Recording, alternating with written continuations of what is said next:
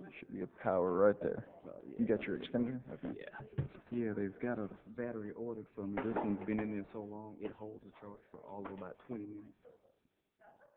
Yeah, I should have asked if that PC works. I could have just used that one.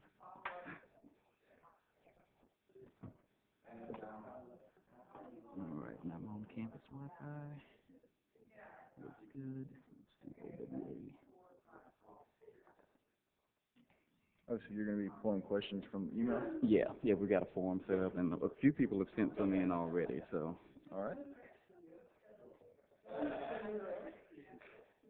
Yeah. You're up and going good, and I'm going to head back to the back, make sure everything's still going okay back there, but my name is Trent. Anything? I appreciate it. All right, and that's my mic. All right. Thank you much.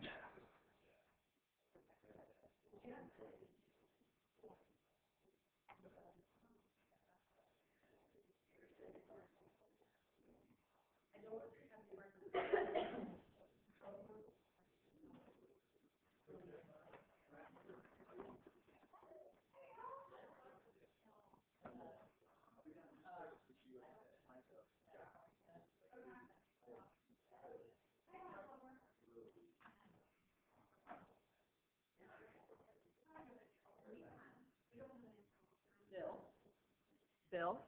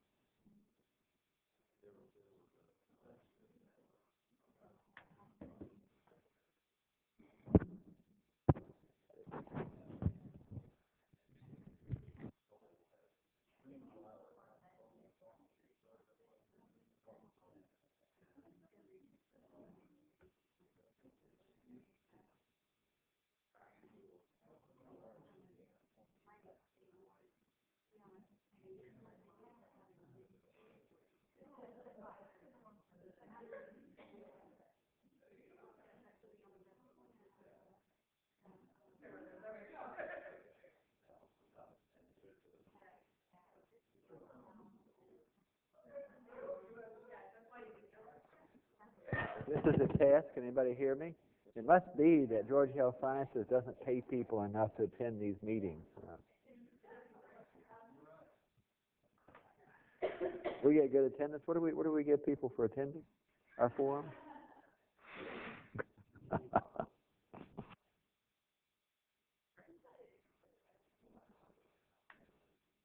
this microphone to make sure it is actually live. All right. I expected to kind of hear you up here, but I didn't really hear you typing or anything. Mic check 1, 2. Good. It is? All right. So, yeah. You speak into it when you have a question. I'll make sure to stand away from mess. It didn't seem to be picking up because I was sitting there with the headphones on listening. Okay, it wasn't picking up the typing or anything? I couldn't hear you type on the keyboard, but... Oh, we should be fine then. And thankfully I won't have to do too much typing because once it loads up... Yeah. Yeah, and we've got a little screen here where it'll pop up on, so it should be fine. Okay. All right. Thanks a lot.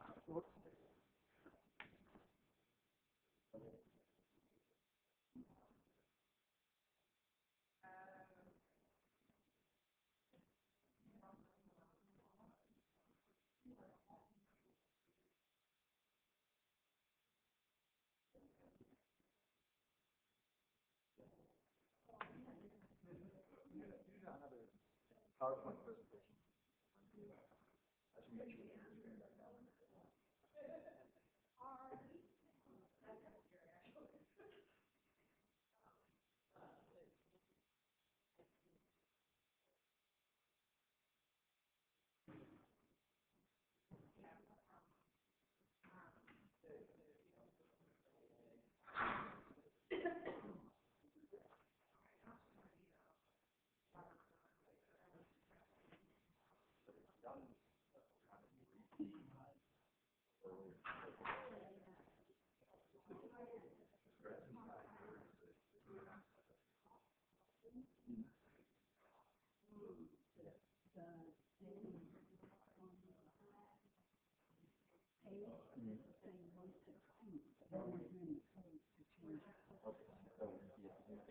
I'll call it now.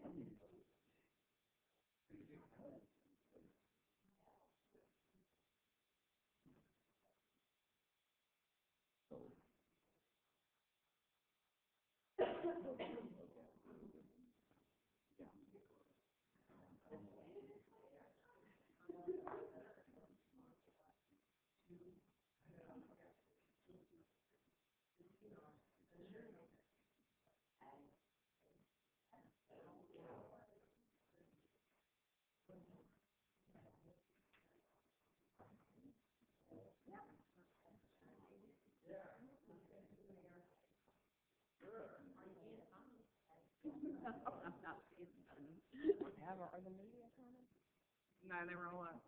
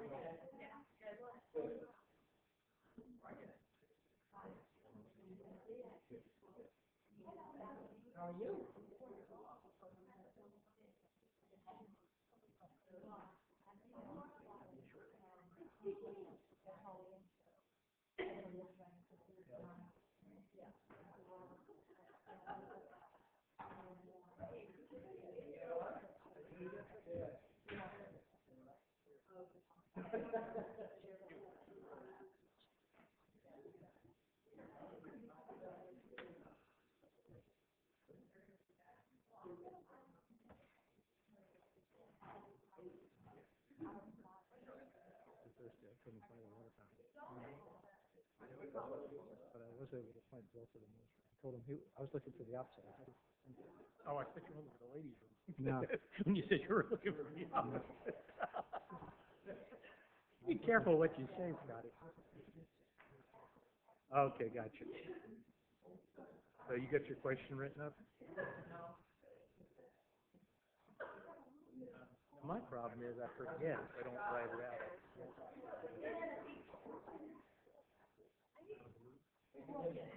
This is not very good, considering we're a minute starts. About a quarter of this thing is full up. Maybe an eighth. There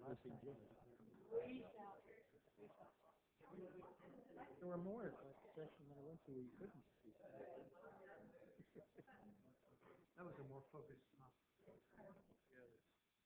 That was a review of what has transpired thus far.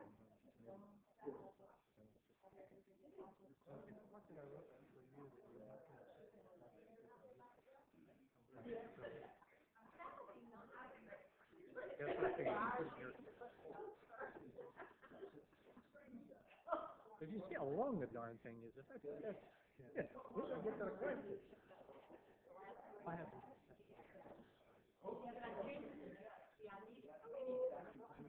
I guess New president of the chapter, Mike Biscuit. Well, I guess you're going to be a lot more familiar with this place. And this is the returning vice president, Scotty Scott. here, so you can be the first ones up to, you have something?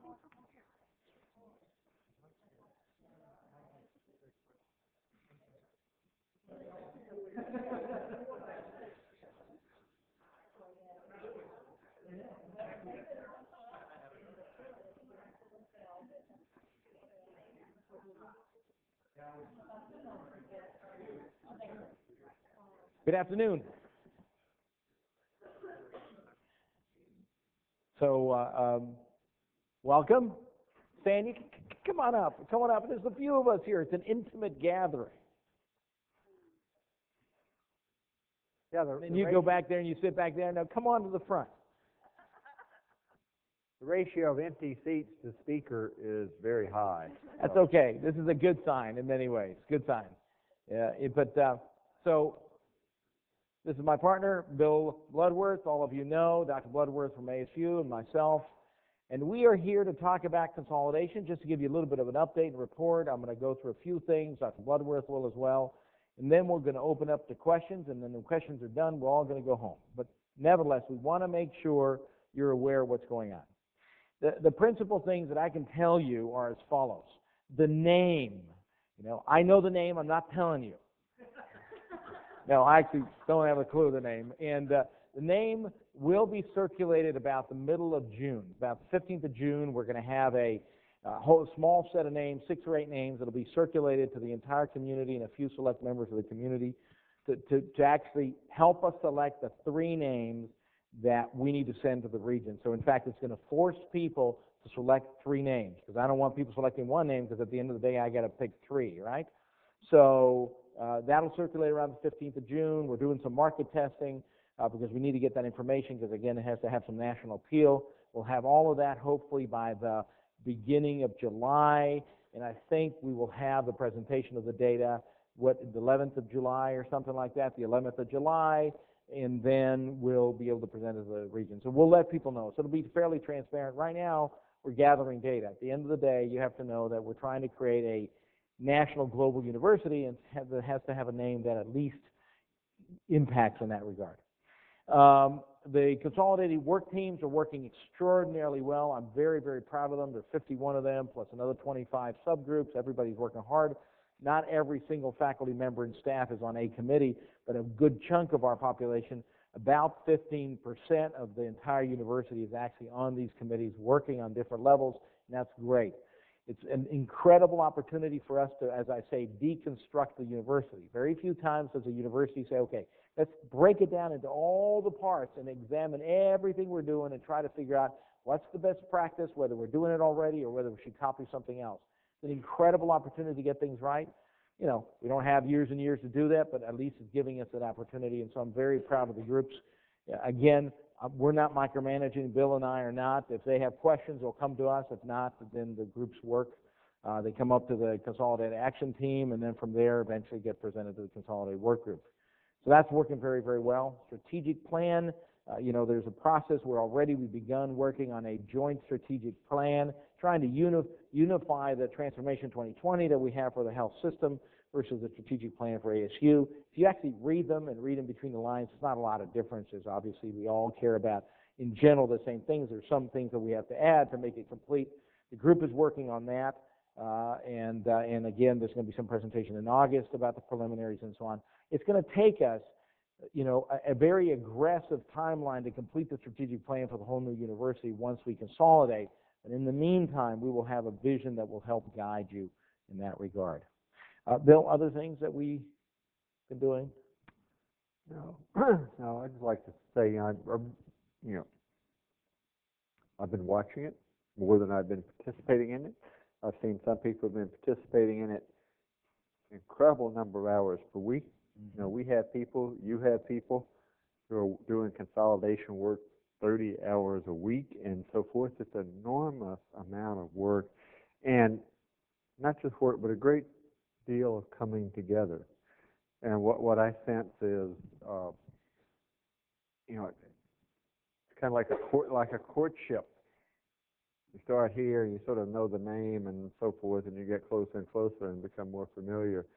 And you see a little bit even of the merging of cultures as we go forward. A great deal of people simply getting to know people at the other institution. It's been really interesting to watch, and I just can't imagine that any of the other consolidations are doing this part as well as these 2 institutions, now to become one, are doing it.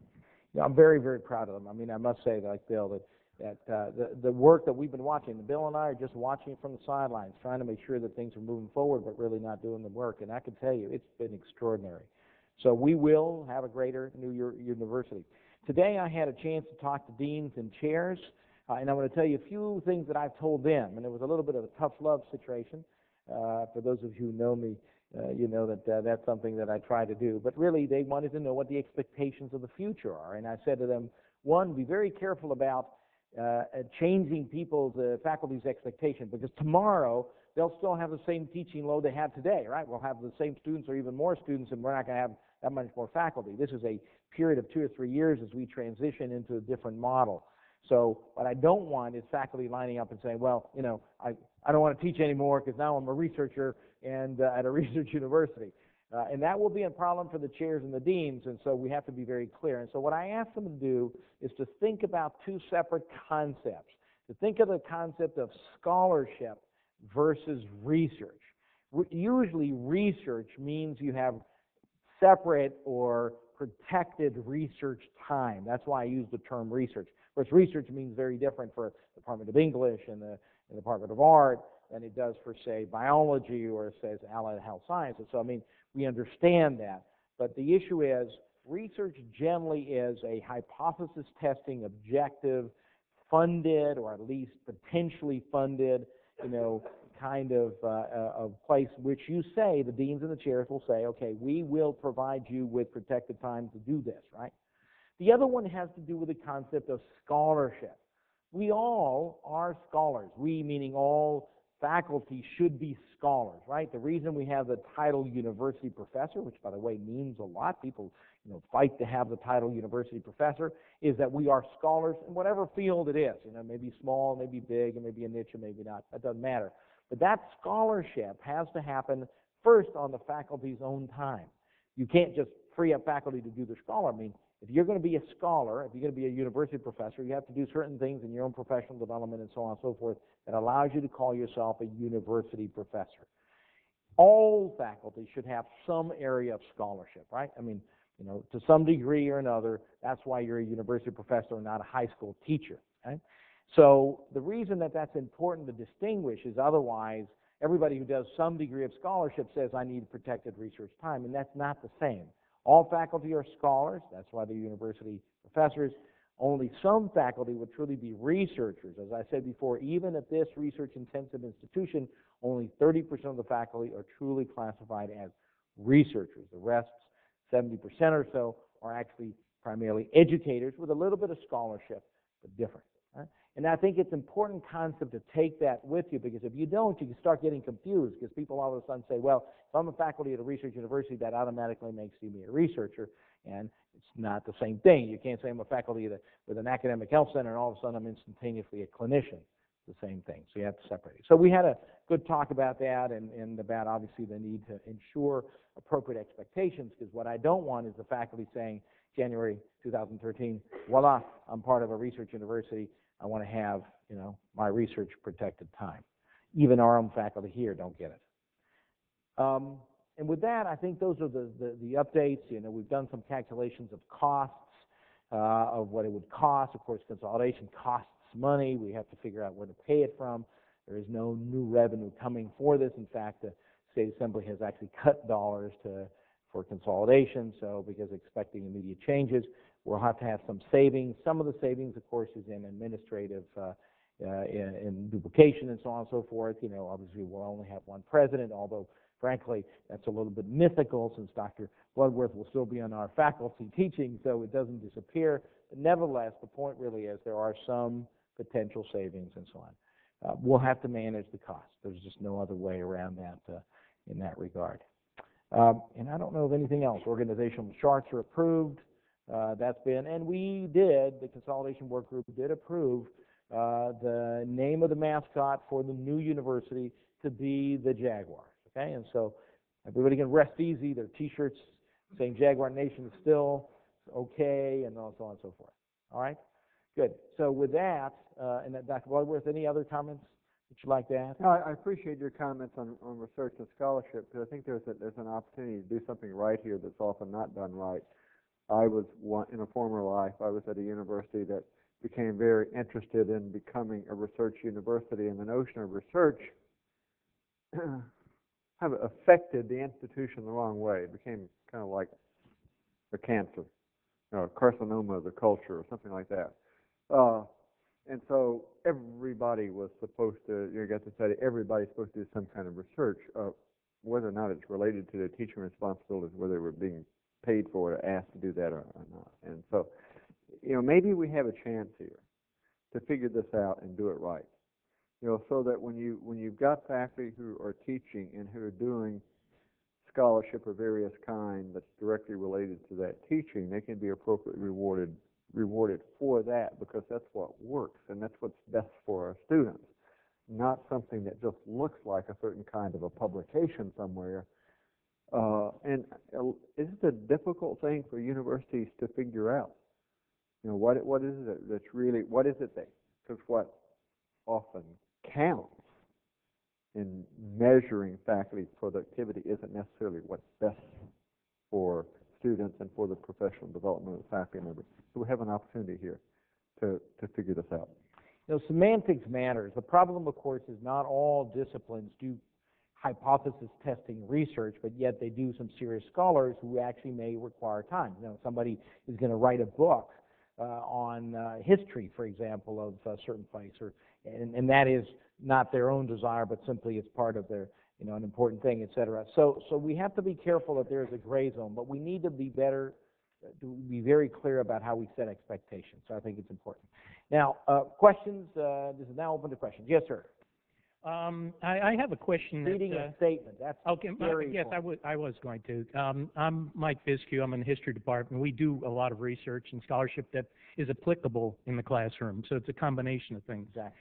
But having said that, I'm also the president of the AAUP chapter at ASU, and so I have a question here. As you may be aware already, there is a culture at the ASU campus facilitated by Dr. Bloodworth over there and a number of other administrators that allows for a great degree of input and efficient communication on important issues. This includes, of course, cooperation with the chapter campus of the AAUP, as we are advocates for faculty concerns that obviously can have a positive impact on students. What can you say that would assure us, and I'm not just speaking for faculty, but staff and students, that this type of interaction will continue with the consolidation so that we may be able to make decisions at an adequate pace, because you've talked about the quickness that we have to do things, but also ones that will be right in terms of efficiency and fairness? So, a very good point. I can only speak of the process that we are currently following, that we created here. I mean, the process for consolidation is actually unique to what we're doing. This creation of all these different work teams and the sub-teams and the reporting of CAT, that is entirely our own doing. This was not mandated by USG or anything else. The only thing a USG mandated was a consolidated work group, right, higher up, appointed by the chancellor to oversee the process. So the fact is that most of the heavy decisions are being left to the people who are actually doing these things, so the faculty, to the students, to whoever it is that is actually mostly doing this. This is how we do decisions here. We do expect responsibilities. I am very keen on shared governance, and shared governance also means shared responsibility. So I actually do not particularly care for obstruction during the process, right? Often we get individuals who want to obstruct the process. So shared governance is shared responsibility. We will continue to be very transparent. As I said before, the process of which the consolidation is being run actually from the ground up rather than the top down is actually part of what we're going to do. Our search processes, for example, are very transparent. We get lots of people on the committees. Everybody has a voice, whether they are directly related to the candidate or not. So we have representatives from the medical center, representatives from this college and that college, and so on and so forth. So we like that. We think that it's going to be a positive relationship. I mean, I'm as a faculty member as well as anybody else. So I do think that we will have a positive relationship as we move forward. I think that people are anxious about it, and I understand it, because what will change will be the size. I mean, we will have to be bigger, and we will not simply, I will not have the privilege that Dr. Bloodworth has of knowing every single faculty member, walking every classroom, and I just can't do that because the operations are bigger. However, in order to try to mitigate that, I'm actually going to have my offices on the Somerville or the Walton Way campus, and so try to get to know people in a much more accessible fashion. So hopefully that'll help as well. Well, one thing is, as a follow-up, as of January, am I correct in assuming as of January that we're going to have a common web page and all that? Will we be able to communicate on listservs with people who are on this campus? Because right now we're kind of, Well, we have to no, go through, the answer to you is intermediaries. you should. Remember, after January, if things go well, of course, it may not happen exactly January, but, February, March, et cetera, we'll be one university. I mean, we shouldn't be saying, oh, can I communicate with one campus? Because remember, physical location won't matter. People will be commuting. I mean, I'll be up in Walton Way, but that doesn't mean that certainly I'm not the president of this campus and the other campuses, et cetera, et cetera. So, absolutely. I mean, we will be one university. We will be encouraging this interaction with everybody else. This is why, at the end of the day, I do understand why people are anxious. But to be fair, I think we need to give some time to the culture to develop. It won't be the same culture. I cannot guarantee you that it will be the same intimate culture because we will be a different institution, right? We'll have 1,000 faculty rather than 300. We will be 10,000 plus employees rather than 600 and so on. But having said that, we do want that to happen. I don't want barriers because the silos are what actually is going to create our weakness. If we continue to think of us as us and them, we'll fail. We'll fail. Yeah, go ahead. Just to that point, we actually, there was a communication from Jeff Heck, sorry, there was a communication from, Don't watch too words. we're just like this.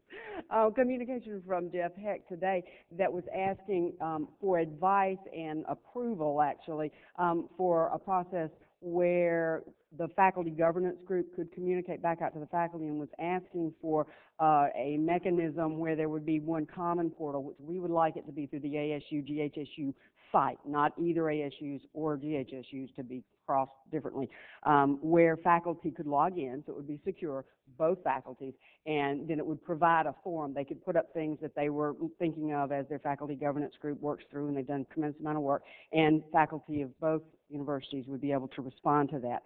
So it would be the pre-New U kind of thing without violating any of the SACS things about operating together and all. So actually we're moving toward that. And I assume AAUP will be listed on the website as it is at ASU? Sure. As You mean at New U University? Yes, in the university, U? yes. Yeah. Yeah, I can't. It's You have to answer that, but Why? Why wouldn't it be? Is there a reason? There's no, something I don't know about AAUP that I should know. No, I'm The just answer is, asking a question if you're an for- official organization, you will be. This is not, we're not disenfranchised. The other day I had a meeting with the faculty, the emeriti faculty, and they all wanted to know, are they going to still be emeriti faculty? And the answer is, yeah. I mean, just because we're combining and becoming a new university doesn't mean that we're going to jettison everybody else who's been part of the university. Remember, we're a combined university. Doesn't mean that we're exclusive university. So I shouldn't see any of those things changing. We are having a little difficulty moving forward on a lot of those things because we are careful that we don't fall afoul of SACS and all of a sudden start pretending that we're one university before actually they've approved it. They don't like that at all. So that's why we prefer to work right now through the consolidated site, which actually allows us to do that. But yeah. I'm going to have to ask you in secret, is there something I should know about not putting the website up? I just wanted, you were talking about transparency and clarity. I just wanted to make it clear to everyone here. We will. Okay. Part of what I think Mike is talking about that happens has happened at Augusta State, and to some extent it's a function of size. But someone will have an issue or think something, and they will send their statement about this out to everybody, all faculty and staff, and somebody else will respond this way. Now, my response is always, well, I'm glad they pointed that out, or it is, I can't believe he said that. But what will happen is often somebody else will correct it, will say this, and so forth. And in the end, I think it works well. A lot of things get resolved that way without any administrator actually having to participate in the discussion at all, because this person says this and this person says that. Now, but Mike, we're small. I had my first experience, I explained this earlier today. I did this little blog for the Huffington Post, and when your audience is the entire nation, you can get some really weird responses. So, the audience is now, 10 or 11,000. So the answer to you is that is something that I think you need to have listservs where you can't be just emailing, filling people's boxes on stuff, because you may have lots of people who have no interest in it. So I do think you have to be organized and orderly about it and respectful of people's time, but you should be able to communicate with all your faculty. But again, you will soon find out that sending mass email to 1,000 faculty on half of them are not really caring about it, you're going to get some very nasty responses back and some requests to curtail their email. Because, you know, all of us get 400 and 500 emails, so you'll see pretty that. thick-skinned, so I'm not worried about that. No, I understand that, but they'll block your email. So the point I'm trying to say is there's going to be a lot of transparency, but I do really encourage you to work in tandem with your fellow faculty so that you don't just end up continuing to do things that were traditional in a smaller university and then find out that they're actually out of place in a larger university. It's not going to be so much that I'm going to manage that. That's actually your peers and you want to do that. And what you don't want to do, and I'm encouraging this, you do not want to come across as disinterested in what they have to think about it, meaning the other GHSU faculty. Because if you do that, they will just simply just turn off the button, and then that we will all fail, because we will fail to have this bigger community that we want to do that. Does that make sense? So that's why my only suggestion to do, this is not a presidential edict or anything, just simply a suggestion.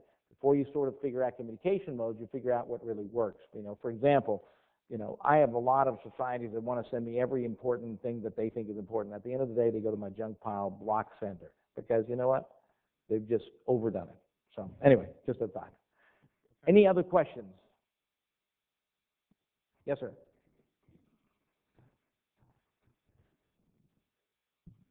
Thank you, Dr. Bloodworth and Dr. Azziz, for the update. I have two questions, one primarily for you and one for you. I will ask the one for you first, more technical, mechanistically. If we don't even have a name, how do they do the market test? What are they testing? How do they do it? It's not like we have an airplane or new Coke. We can go out and find. Good question. So we're doing two tests. We're doing two market tests. We're trying to market the question that everybody seems to want to know, which is, should we include the name Augusta in the name of the university? And people tell me that they're convinced that it's a famous name that everybody recognizes, and we're just going to test that.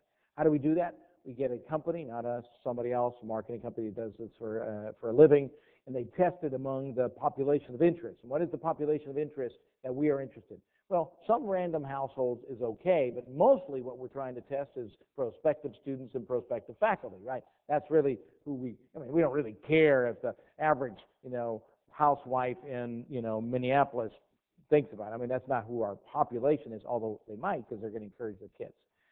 So we're going to do that for that and the small subset of names that the committee has come down to. They're going to do those testing. I mean, what impression does this give you? Is it positive or negative? Does it make you think of a national? I don't know. They have a series of questions that the marketers do. And so that's what they're going to do. They're just going to get the impression on that. So along a follow-up that line is, how would you respond to the question that if this is our university, our city, our people, why couldn't we decide the name? Why do we need to go to some market testing people? Great idea, because it isn't your university, and it isn't your city. This is a university of future students and future faculty. You are already employed here. You already have a degree from here. You already are the community here and benefiting it. This is not your university. This is the university of the future.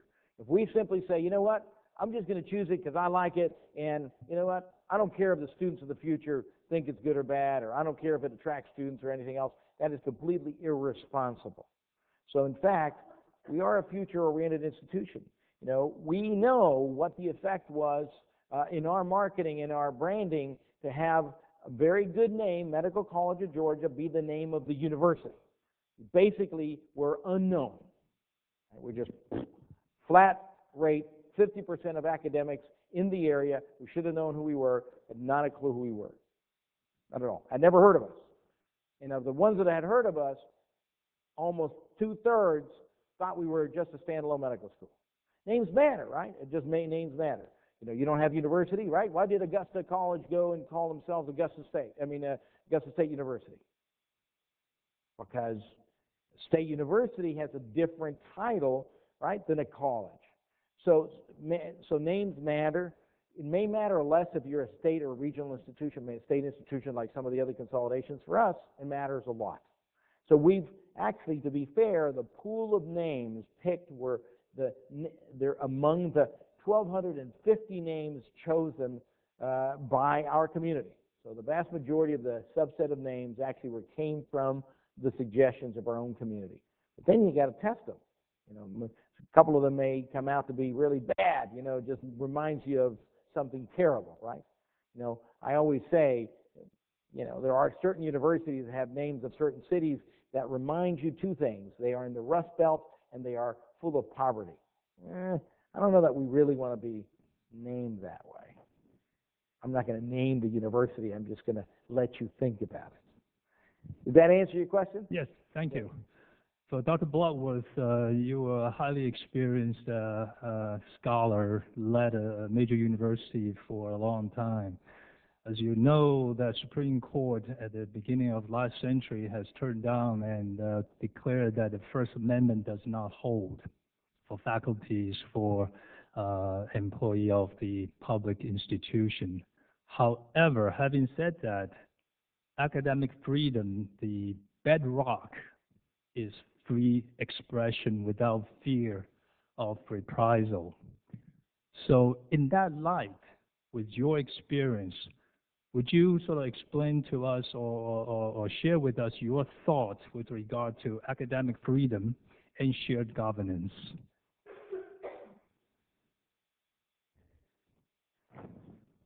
I've always been fairly liberal about that, and I think that if someone has an opinion or a feeling, it's probably better if it's stated than if it's not stated. So I think that there are obviously some limits on academic freedom, but I believe that I've been at institutions where there's never been any sense of that freedom being repressed or pushed into a corner. I think we should enjoy that. Now, it's obvious that it needs to be limited. Academic freedom needs to be. There's some things there's slander, there's libel. There's a problem of saying things that are completely unrelated to your professional duties that might create a problem. But as I understand academic freedom, it is one of the cornerstones not only of our academic world but also of our democracy. I think it is highly related to our First Amendment rights, and we need to make sure that we do not restrict it. I don't know how else to say that, With regard to the shared governance, governance has three major branches: executive, judiciary, and legislative. Which one of those three do you think the faculty should participate in with our elected representatives? With our elected representatives? Faculty, yeah.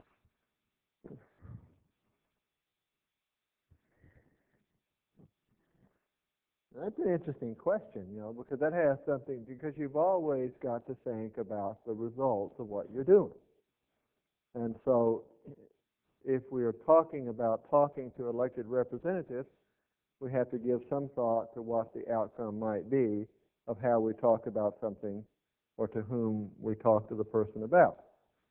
Because we unfortunately do live in a state where the relationship between the university system of Georgia and the politics in the state are close. It's probably, some people would say maybe it's a little too close at times. So I think just to be protective of ourselves and to make sure that we're able to do the work that we need to do and want to do, we always have to be somewhat mindful of what we're saying and to whom we're saying it and what the context is. I think that's probably true in all forms of human discourse. So there is what you could do legally and without ending up being fired or in prison, and then there is what you should do given the circumstances. So I think we're making those value judgments all the time. Good questions. I'm just sitting here watching. Other questions? Yes, sir.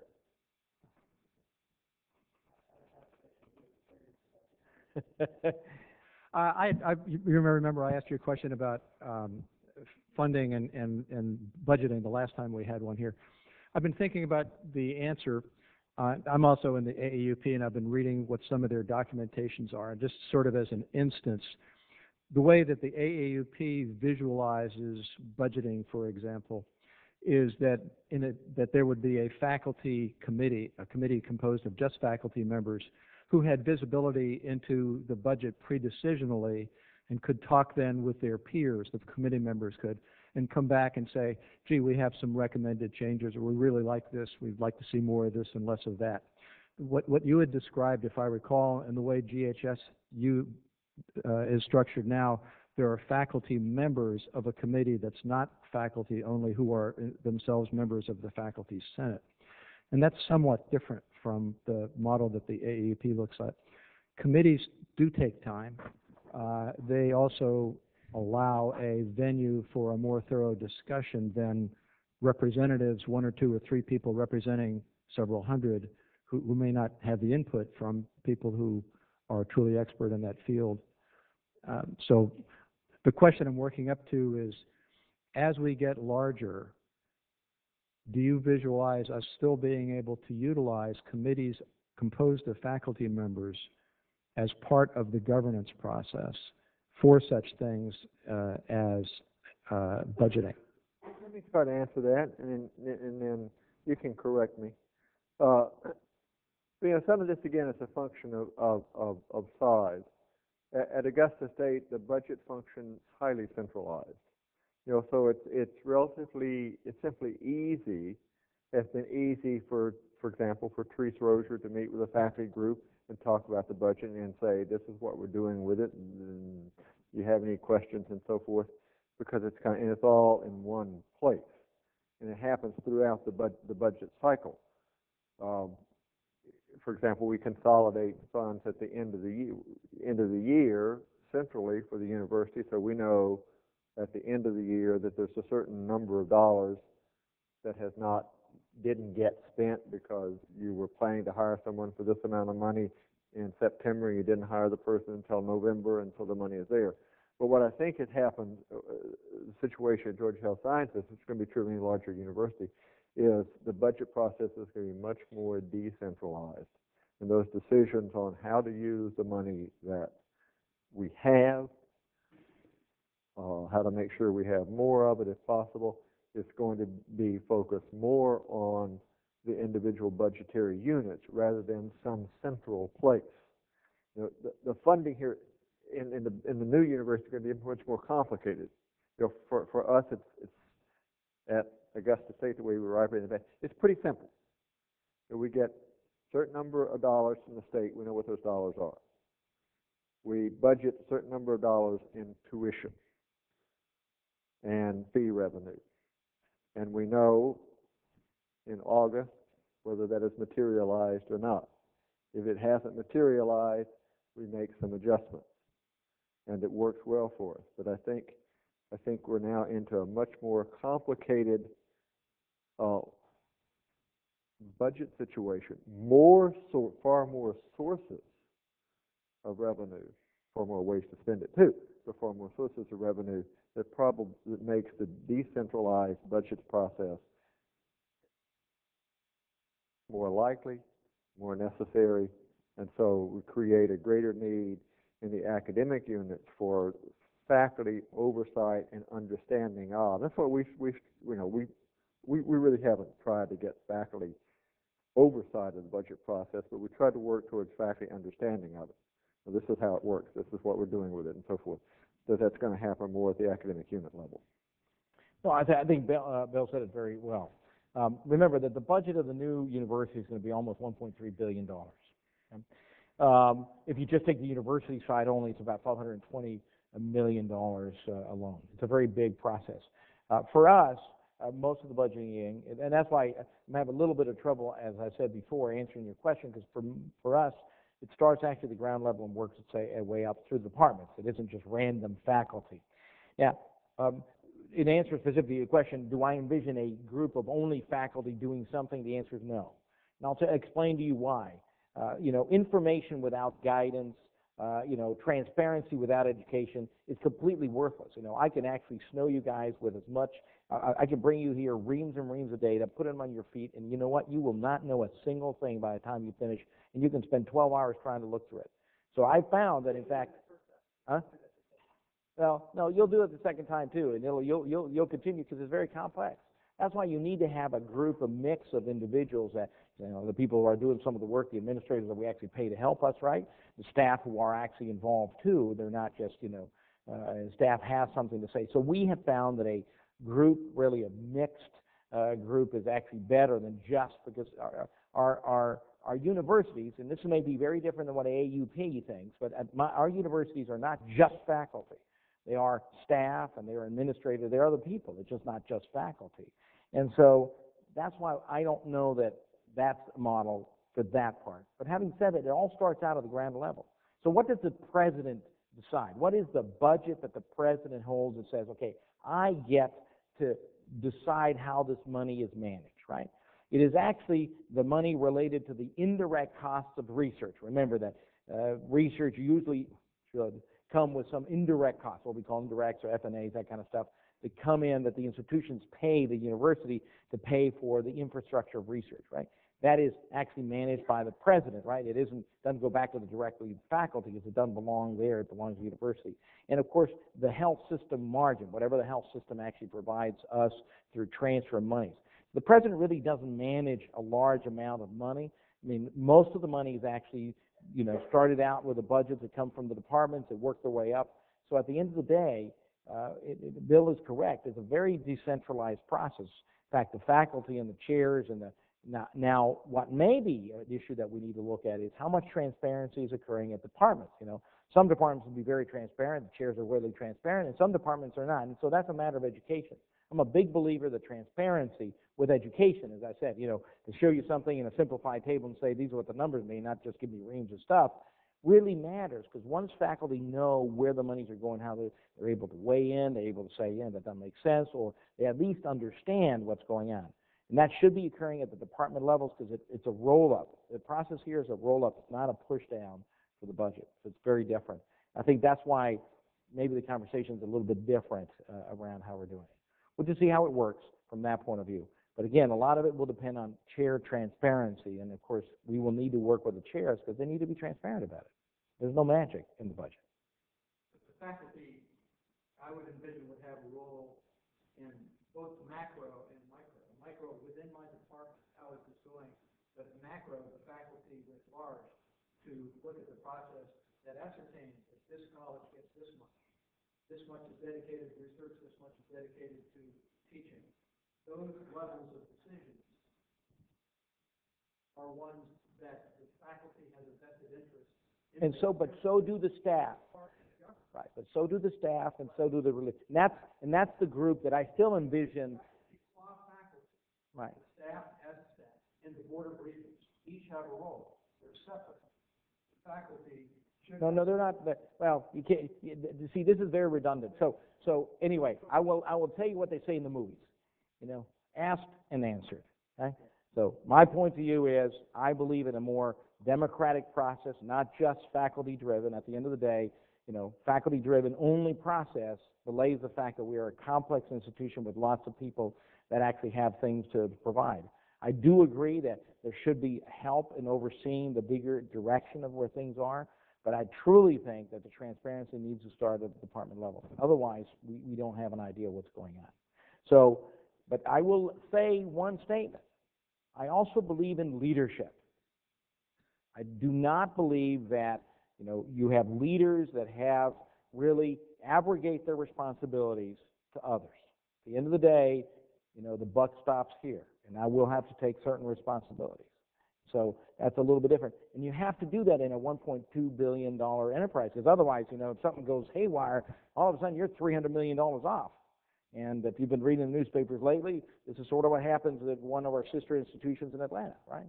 All of a sudden, if you delegate all of that, all of a sudden you find yourself that you are multi-billion dollars or multi-million dollars in our setting in the hole. But I appreciate the input, but again, I think you can see the process a little bit different as we grow. Yeah. Other questions?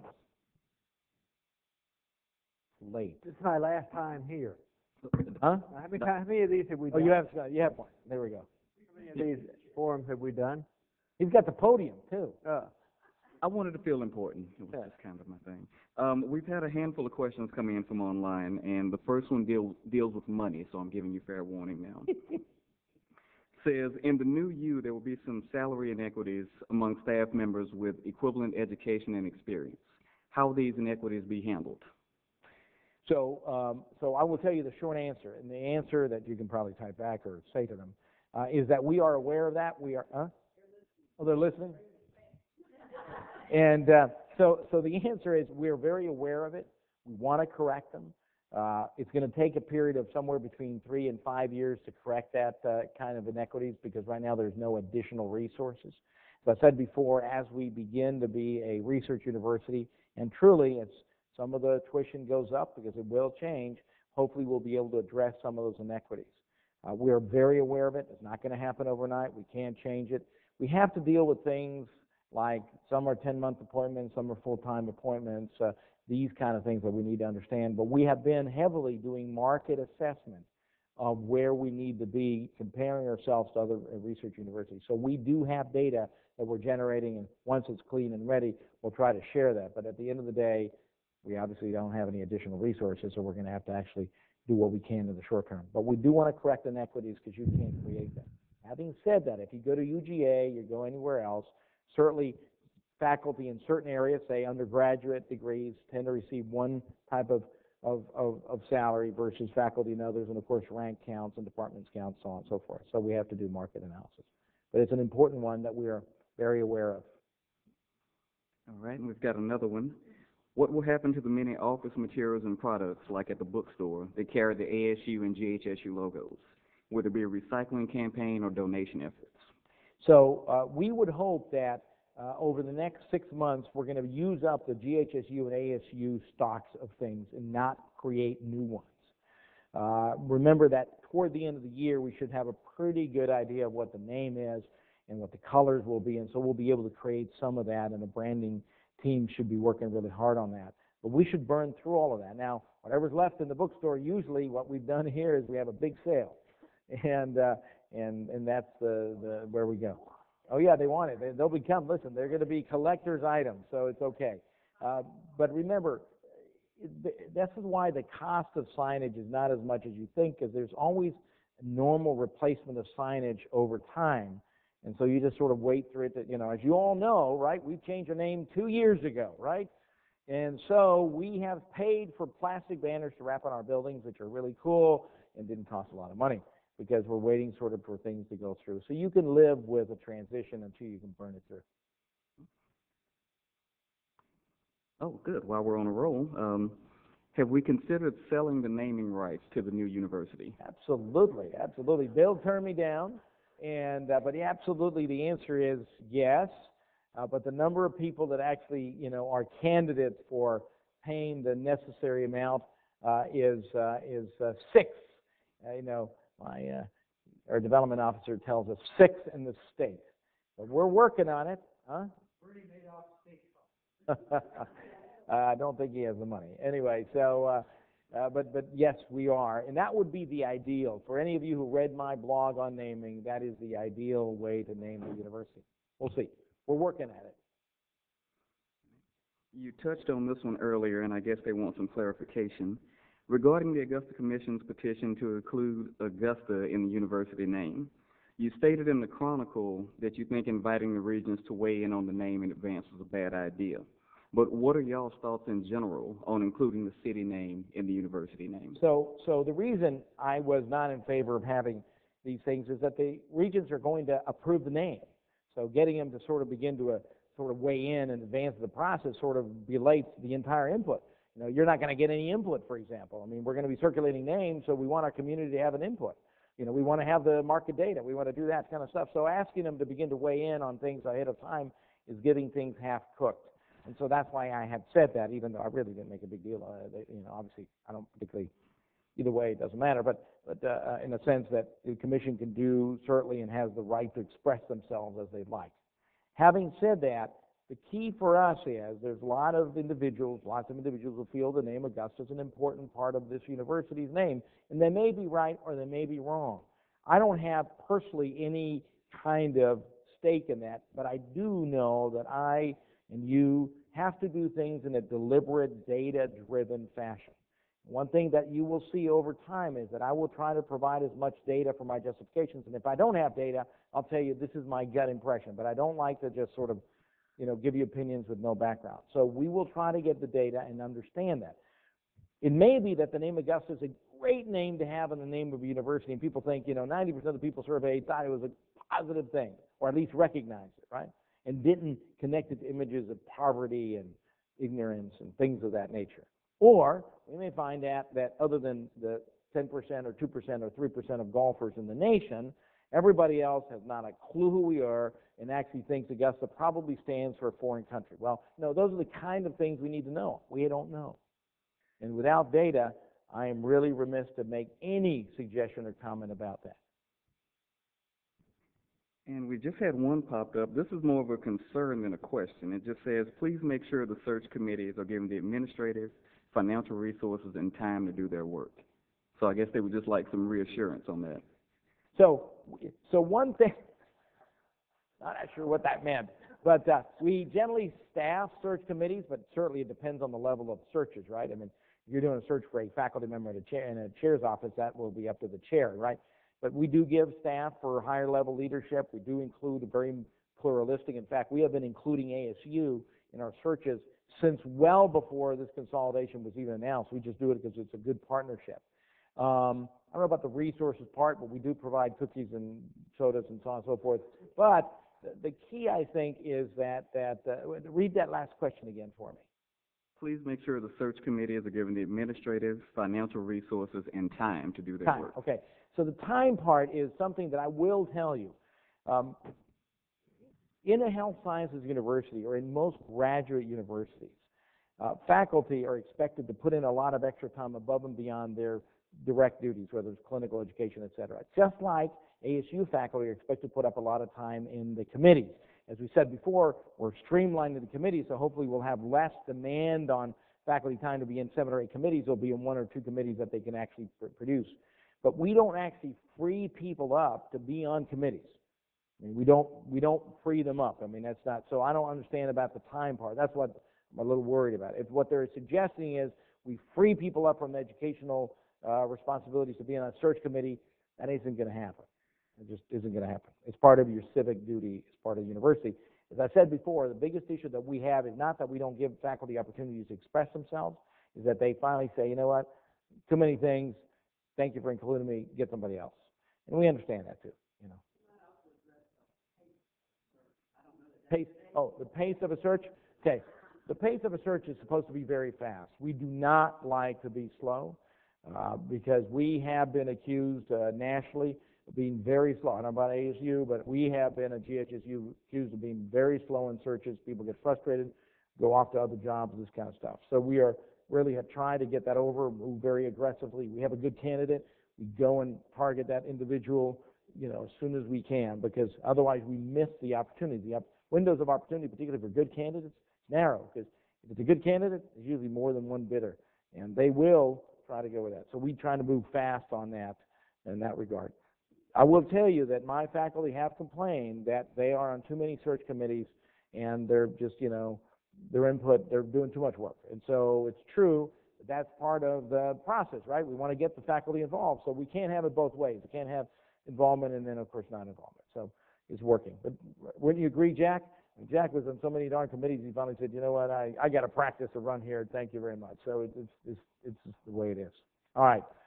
Anything else? Another one just popped in while you were talking, so you're popular. Departments which experience cuts in budget, staff, and faculty are now being asked to increase enrollment. Can the cuts be restored? Well, since I don't know what the cuts is, the answer is don't know, okay? But I also know that there is no immediate money. I mean, we've gotten a little bit more money for specific projects this year. We still had to take a 2% cut for the remainder of 2012, so our budget actually has continued to go down. Sure, yours did too, right, Bill? And so we're not turning the corner yet, both nationally in a recession as well as in the budget of the institution. So the short answer is we have to remember the following. Bill and I have tried to pledge that we will have a minimum, if any, turnover in positions, that we are going to try to preserve as many jobs as possible. But the only way that I actually can guarantee that is if we grow with similar resources, right? There's two ways to actually be more cost effective, right? You either do the same job and have less people, or have the same people and do more of a job. But you can't have it both ways. You can't have the same people doing the same job, because that obviously wouldn't be more cost effective. The State Assembly, the Chancellor, the Governor is expecting us to be more cost effective. So if we don't grow with the resources we have, at least in the short term, have an uptick and start doing more, we're just not going to be able to sustain the employment. We don't want that to happen. Because that's, Bill and I have made a pledge to that effect, and that's what we intend to try to keep as much as we can. But, you know, we are going to have to do more with the resources we currently have in the short term. I mean, I have to be very realistic about it. And we have two more here. Someone just wants to know what changes will occur in the physical plant. Well, hopefully lots of good changes in the physical plant. You know, I'm surprised did anybody have a parking question there? Because they usually do, but, you know. So we expect things to get better, you know. We expect that student life is something that we want. I mean, we speak of faculty, but at the end of the day, of course, we want students. This is who we are, product. We need to have a better student life for them. We're going to try to attract the residential student. That means that the person who comes in from another community and stays with us as students and stays with us all 4 years or whatever it is that they're going to stay, rather than stay a couple of years and then leave. That requires us to change not only the campus, that way, you know, dining hall, rec hall, you know, intramural areas, these kind of things, but also the city, right? We need to make the city a little more attractive to students. And how do we define that? Anybody? Where's the student here? How do you define it? You don't know? The term is cooler. But anyway, so that's the point. It's not just about the university, it's about the city, but we expect physical plants, and hopefully we'll be able to also create a physical plant that begins to create a uniform image, not just for the health sciences campus, for the downtown riverfront, and so on and so forth. Because, you know, to be fair, ASU has done a fabulous job under Dr. Bloodworth leadership in creating a beautiful physical plant. So, you know. And the last one, how will the consolidation affect the medical partnership campus in Athens? And will it become New U School of Medicine at UGA? First, there is no medical school in Athens, okay? It's a partnership campus. We have 4 partnership campuses in the state. 2, whatever the name is of that partnership campus, currently is GHSU UGA. It'll be New U UGA, you know? That's the only change, really, that'll happen, I think. That's it? You're done? That's it from our online group. All right. Any other questions? If not, we're up on time. Thank you very much for coming. Appreciate it. Thank you. I don't know how many times I've been down here, but I've always enjoyed it. It's always good questions. I like it. But I was going to ask a question. Does Georgia Health Sciences have a motto? This is actually Dr. Bloodworth's last forum. Now that I was reminded, I'm going to still try to invite him, despite the, you know, hopefully he'll be able to join us after July. But again, we want to thank him for that. There you go. That's right. He has reminded us many times he is not retiring. He is just stepping down from his position as president. Very good. What I wanted to say is you know, we have this Latin motto at Augusta State, and I'm not very good at Latin, not being a native speaker of Latin.